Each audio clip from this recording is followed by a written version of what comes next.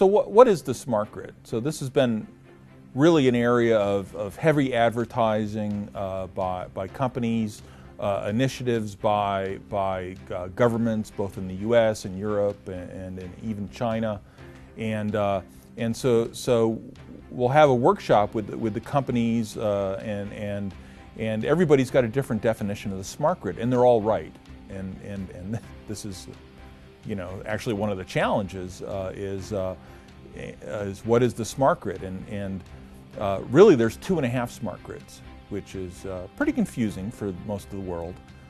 There's the high voltage system that all our power plants are hooked up to, but that's sort of already smart, so that's the half smart grid, and the other one you hear a lot about is the smart grid down your street, and this is sort of enabled by smart meter technology and the ability to for your house, especially if you have an electric vehicle or something, to respond to grid prices or the stability of the grid.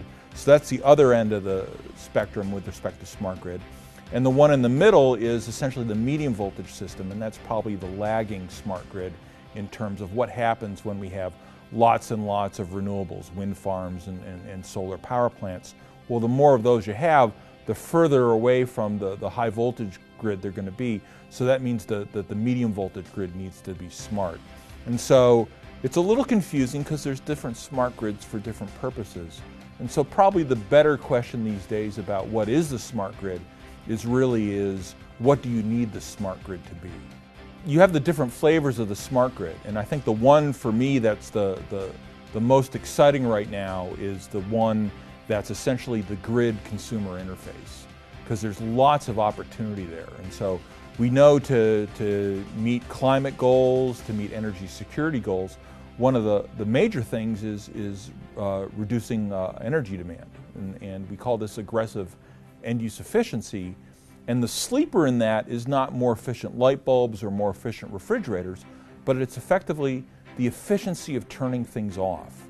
And that can be just something that's within your house between you and your equipment, and maybe it's smartphone enabled, or it could be something where based upon whether it's windy or not windy today, you've given permission to the grid to turn off your fridge for half an hour, you know, within an hour or two period. You know, your home knows you're not there, so if you turn off the fridge, you're not going to lose anything because the temperature will stay there. Of course, this is tricky with more people working at home, or if you have to have the fluffy override, essentially, if you're taking care of your mom's cat, this sort of thing. But I think that's the one that's really interesting, because what we start to do with just our household appliances then can expand as people get electric vehicles and things like this, and that's really important towards the evolution of the smart grid. What really distinguishes the smart grid, including the smart meter and the smart home, from the past is essentially pervasive monitoring and feedback control. So, you know, it's not that the grid was dumb in the past, but it was effectively an electron pipe. And now we have much higher resolution in the age of the internet. The big opportunity is really substituting energy with information.